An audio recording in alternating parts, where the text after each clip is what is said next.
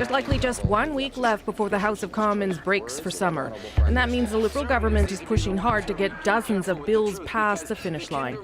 Two of them in particular are facing a lot of criticism. Bill C-69 is a massive overhaul on how resource projects like pipelines are approved in this country. And Bill C-48 is the oil tanker ban off BC's northern coast. 69 is a full frontal assault on the resource industries that have been really central to Canada's prosperity. And just this week, 6 premiers wrote a letter to the Prime Minister saying those bills will have detrimental effects on national unity. My message to Ottawa is please take that seriously. I think it's absolutely irresponsible for Conservative premiers to be threatening our national unity if they don't get their way. All right, so is Trudeau in a showdown with at least 6 of Canada's premiers? There is a decision on the Trans Mountain extension that is expected next week, too. Would that be enough to get some of them back on side? Chantal Hébert is in Montreal tonight. Andrew Coyne is in Toronto. And CBC poll analyst Eric Grenier here in Ottawa with me. Good to see everybody. So let's start with this whole brouhaha with the premiers. Worth pointing out, as the Prime Minister did, that they are all Conservative premiers. Nevertheless, it is interesting the tack they've taken attacking this bit of federal legislation that it has now been sent back to the Senate with some other amendments. Chantal, how serious is this? Is the claim that this is somehow an issue of national unity valid? Well, it is if you go to the core of the debate, but those 2 bills reflect Liberal campaign promises, and they do enjoy support beyond Liberal ranks. All these premiers are Conservative. There is a fair amount of pre-election rhetoric and the narrative that both sides are using. And if the test of Prime Minister ensuring national unity was to be on the good side of premiers, I guess all our recent Prime Ministers but one, Brian Mulroney, would have been failures. And Brian Mulroney, who did get the premiers on side on a host of things, did not end up being a Prime Minister who fostered a lot of national unity. So I don't think that's the test of those bills or that debate, that the tone is set in the way that it is set. And I should say, Andrew, that the government did put some amendments into Bill C-69, not the 180 plus that the Senate sent back, but they did try and address some of the concerns around how much power the provinces would have, who would be able to testify at these kinds of hearings. So I don't know, maybe the concerns are still this valid, or maybe they're not. Well, they took on board the amendments moved by the quote-unquote independent senators, and they were less disposed to the ones moved by Conservative senators. This reminds me of the fight that you always see between the federal parties over who's being more divisive. No, you're being divisive. No, you're being divisive. And in this case, it's you're threatening national unity. No, you're threatening national unity. I tend to side with the Prime Minister on this one. You know, the premiers say, "Oh, we're not actually threatening national unity. We're just saying you might be causing difficulties." If you were genuinely concerned about the national unity implications of a policy, you take people aside in private. When people make these public statements, it's usually for performative reasons. The country is not going to split up over an energy regulatory bill. It has lots of reasons why people of good faith might be opposed to it. There's lots of reasons to think it's not well drafted. There's lots of reasons to worry that it's going to have particular implications in one region or another. That's particularly a worry, I suppose, if you're a Liberal, that you're not going to get elected in these regions. They're not going to take it very kindly. But to talk about, in even general terms, about this being a threat to the unity of the country, that is a little bit like saying, nice country you have there, pity something if something should happen to it. It is bringing that issue into it. It is a veiled threat, and I think the Prime Minister was right to call them on it. Yeah, I mean, when that happened, Eric, I have to say, watching from my cubicle, I thought to myself, that's sort of not something the Prime Minister is going to mind, right? Having 6 Conservative premiers up smacking him around as so he can smack back. Like, to me, it just seems like that's not a terrible thing politically for the Prime Minister. No, I think the campaign plan is, particularly in Ontario, to campaign against Doug Ford rather than Andrew Scheer.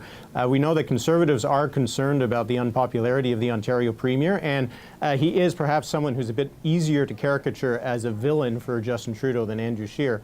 So going up against someone like Doug Ford, someone like Jason Kenney, who is also not that popular outside of Alberta, and is a bit of a throwback and makes it a bit easier to say that this is just Stephen Harper's party with a new leader, I don't think he minds that at all.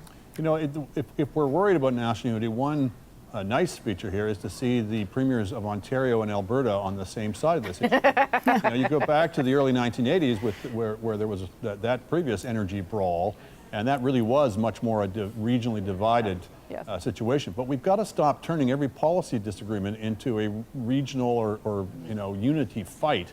That is toxic politics, and it doesn't help matters at all. I wonder though, if we're expecting the Trans Mountain pipeline decision, I think it's on Tuesday, I would put a lot of money on the idea that it's going to be green lit, given that the government and all of us own it.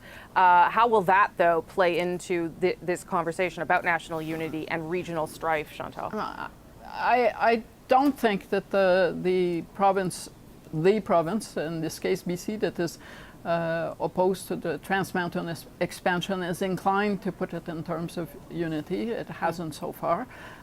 And when you look at that upcoming decision and the sense widespread that the federal government is going to relaunch the project, you understand why the Liberals are happy to have a fight over regulatory overseeing of pipelines or about the tanker ban in the lead up to that, because they're basically shoring up their credentials on the other side of the equation by saying, well, we're not all in on just pipelines, we're also in on climate change, and they're not. And I think their audience is actually not the premiers, that they have no hope to get on site because they will still oppose carbon pricing no matter what happens to these bills. But the real audience is voters.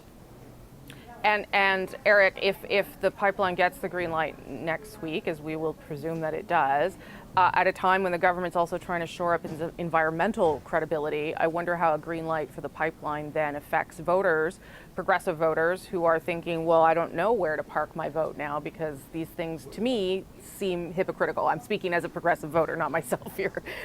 Right, yeah, there is a bit of a balancing act that the Prime Minister will have to play on this, and I think that the two factors they're weighing in the equation is that there will be those progressive voters who will not be very impressed that the government is owning a pipeline, and there will also be those voters who don't really care that much about the pipeline itself, but will take it as a signal that the fact that it is going to get built, if that's the case, it will give some confidence to people who are looking for investment in the economy, that the Liberals are not preventing growth in Canada.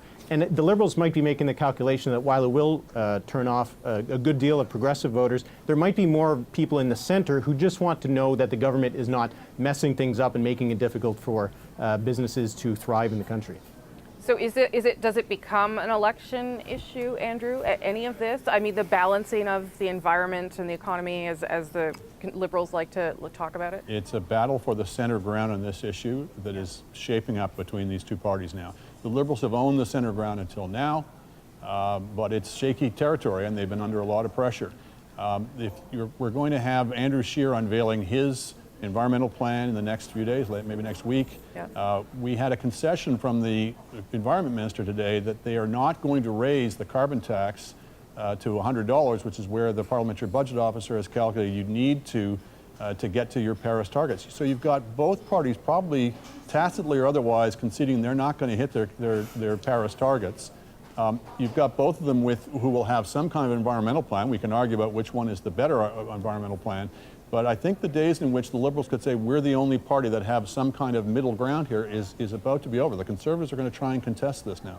Well, I mean, I guess it depends what they have to say. Yeah, I mean, obviously. Well, yeah, my point is politically, they're going to have a plan.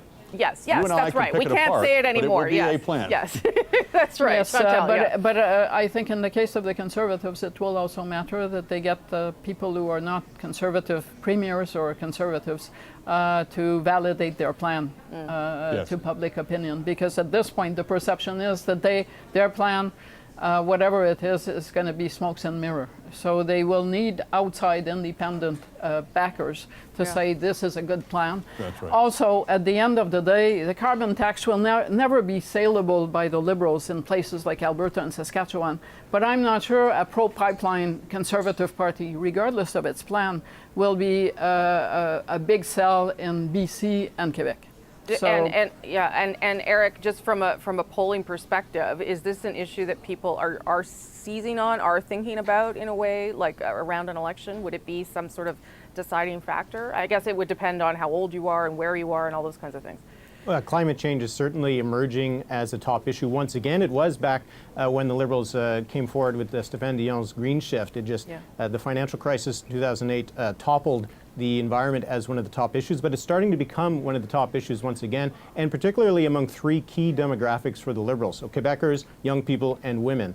So for the Conservatives, I think they might be looking at what happened in the Ontario election in 2018. Under Patrick Brown, the PCs had a carbon pricing plan that they were going to go to the electorate with. It seemed popular at the time. Doug Ford came in, he got rid of that plan, had something that looked a bit like what we're probably going to see from Andrew Scheer, that is emphasizing things like cleaner water and cleaner air, not necessarily fighting climate change, but something that maybe seems more tangible to voters. And it didn't seem to hurt Doug Ford either. So I think it all matters of what kind of environment we're talking about politically. If voters are looking for a change in the fall, whether Andrew Scheer has a very robust climate change plan or not might not be as important. But I'm not sure if we're in the same kind of environment that Doug Ford could coast on without having an environment plan last year in last year's election. Okay, thanks everybody. Appreciate it.